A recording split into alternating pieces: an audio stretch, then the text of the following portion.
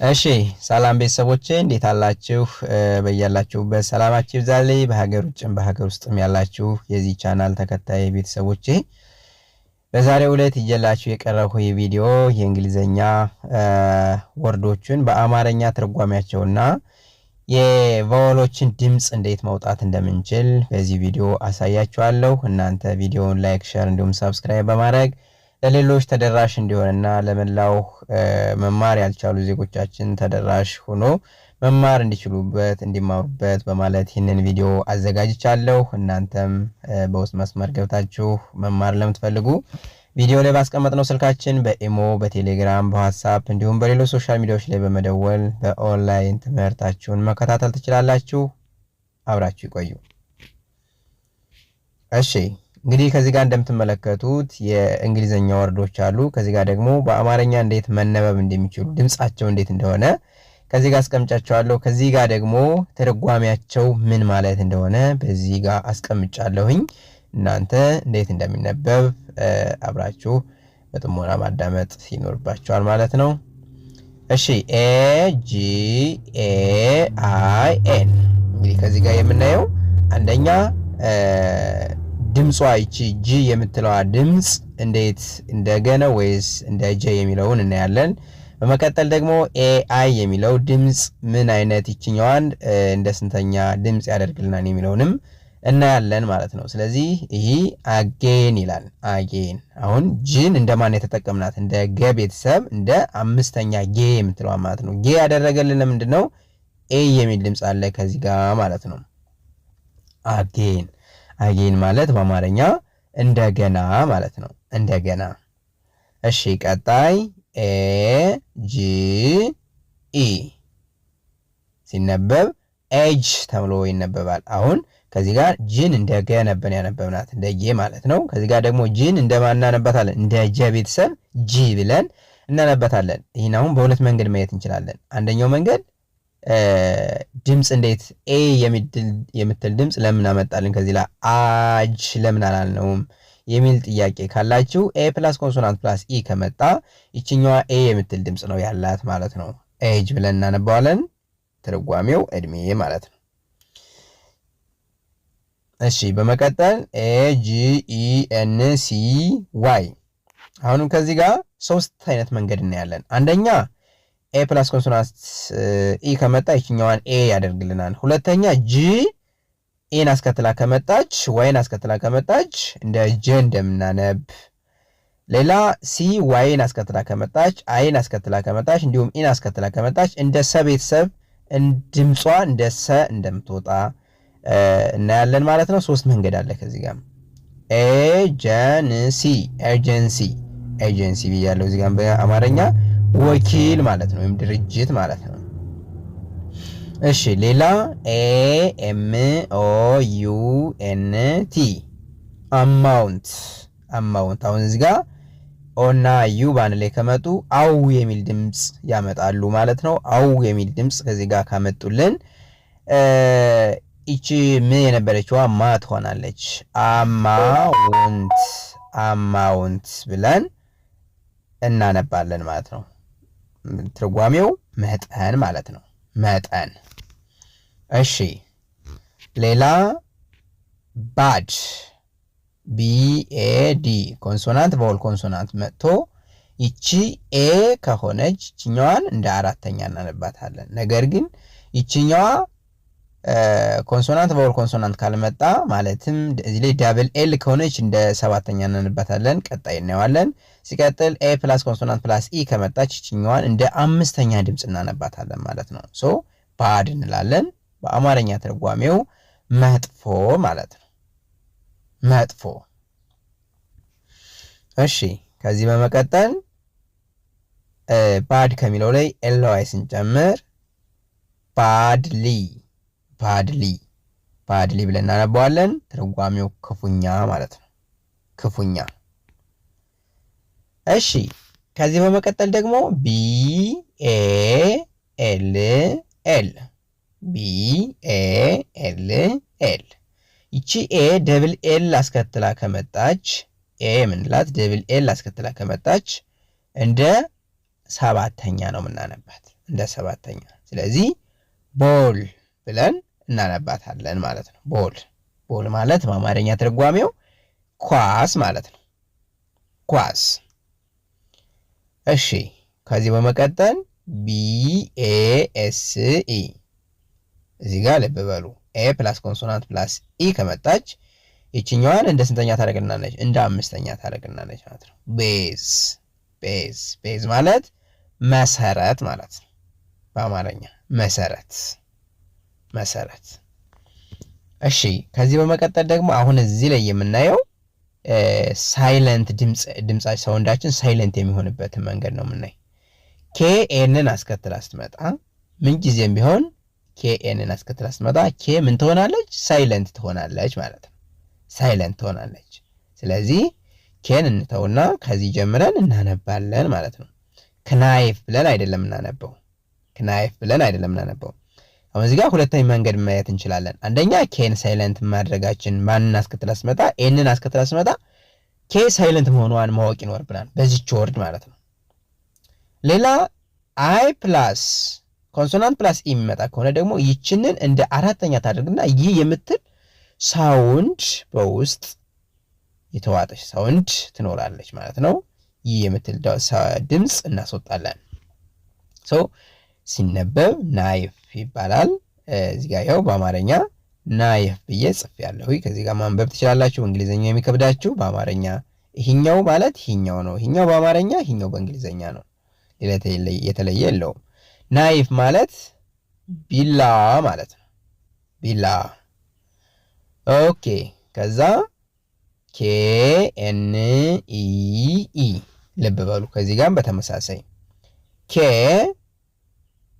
ከኤን ጋር ስትመጣ ምን ትሆናለች? K ምን ትሆናለች? ሳይለንት ትሆናለች። ከዚህ ላይ አሁን ክኒ ብለን አይደለም የምናነበው ኒ ብለን ነው የምናነበው። ይኸው ከዚች ነው የምንጀምር። KN ከመጣ ኬን ተውና ከኤን ጀምረን ነው የምናነብ። ልክ እንደ ቫወሉ ማለት ነው። እንደ ቫወሉ ይህንን ኒ ብለን እናነባዋለን። በአማርኛ ትርጓሜ ጉልበት ማለት ነው። እሺ WRITE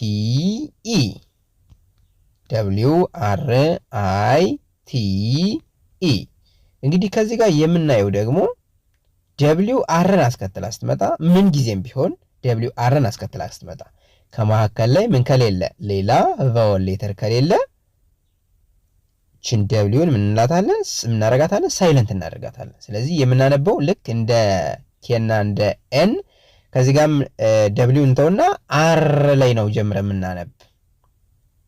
ከዚህ ጋር መሆን በተመሳሳይ ሁለት አይነት መንገድ የምናይበት ይኖራል። አንደኛ W ሳይለንት የምትሆነው መቼ ነው የሚለውን መያዝ ይኖርባቸዋል። ሁለተኛ ይቺ I ፕላስ ኮንሶናንት ፕላስ E ስትመጣ እንዴት ነው የምናነበው የሚለውንም ከዚህ ጋር መያዝ ይኖርባቸዋል። RITE I ፕላስ ኮንሶናንት ፕላስ E ከመጣች ይችኛዋን እንደ አራተኛ ድምጽ ታደርግልና ውስጥ ላይ የምትል ድምጽ ታስቀምጥልናለች ማለት ነው። ራይት ብለን እናነባለን። ይችኛዋ ሳይለንት ትሆናለች። ራይት ብለን እናነባለን። በእንግሊዘኛ መጽሐፍ ማለት ነው። ጽሁፍ መጽሐፍ። ሌላ አሁን እዚህ ጋር መጽሐፍ ስለው ይህንን የምንማርበትን መጽሐፍ አይደለም የምንጽፈውን ጽሁፍ ነው የሚያሳየን። እሺ WRONG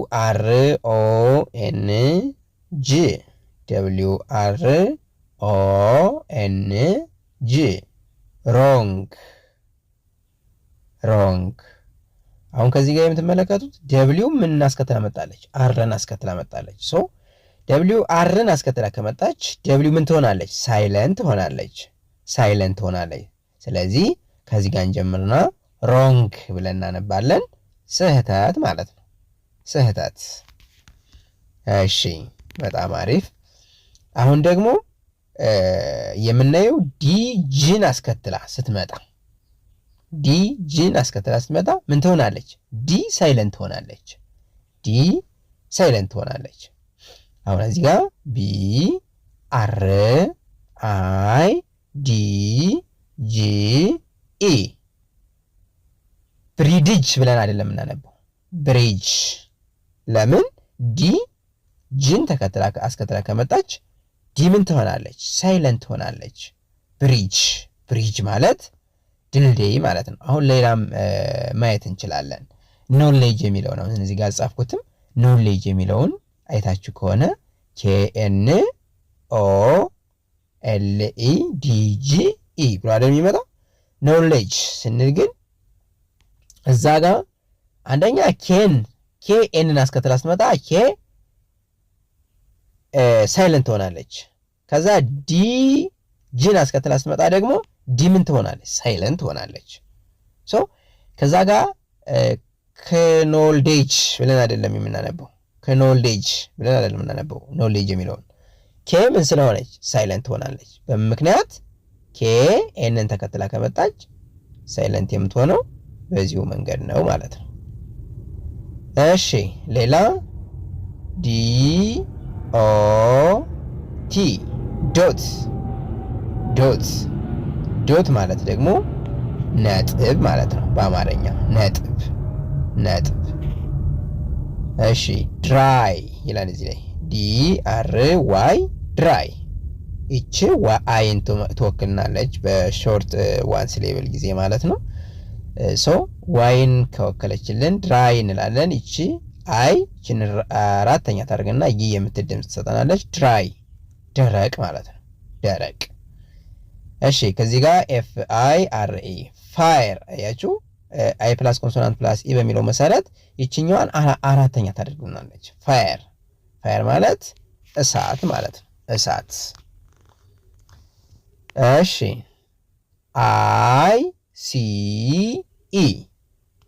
ICE እንግዲህ ከዚህ ጋር የምትመለከቱት አይ ፕላስ ኮንሶናንት ፕላስ ኢ ከመጣ አይ የሚል ድምጽ የሚሰጠን እዚህ ጋር አይስ እቺን ደግሞ ስ ብለን እናነባታለን።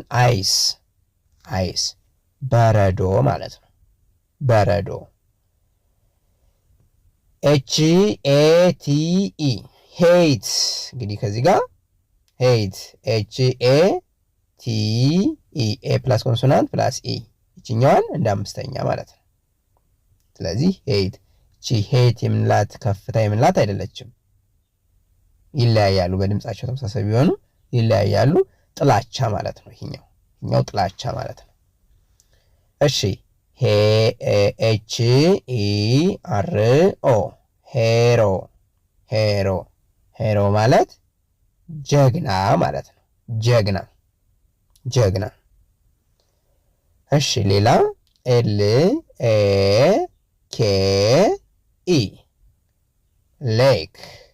ሌክ።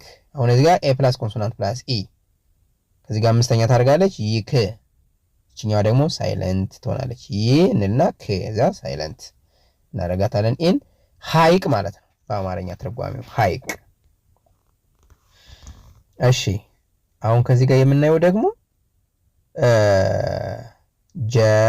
JUST አሁን እዚህ ላይ አንድ ላይ የምትመለከቱልኝ ነገር ዩ የሚል ድምጽ ትሰጠናለች። በእንግሊዘኛ በኮንሶናንት ቫውል ኮንሶናንት ጊዜ ማለት ነው በእንግሊዘኛ ወርዶች። ነገር ግን በሌላ የሰው ስም ይሆን የመጠሪያ ስም ከሆነ ግን እንደ ሁለተኛ እናነባለን ማለት ነው። እንደ ሁለተኛ እናነባለን። ከዛ ጀስት እንለዋለን። ጀስት ማለት ትክክለኛ ማለት ነው።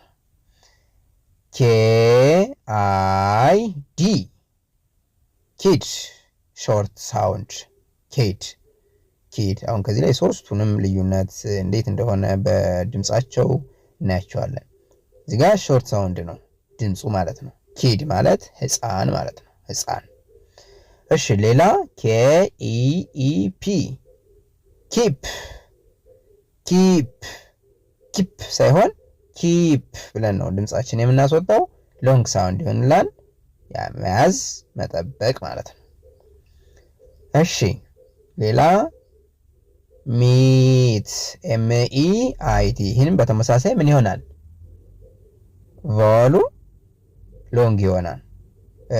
ማነው ድምጻችን ሎንግ ሳውንድ ይሆናል። ሚት ይላል። ሚት ማለት ስጋ ማለት ነው። ስጋ።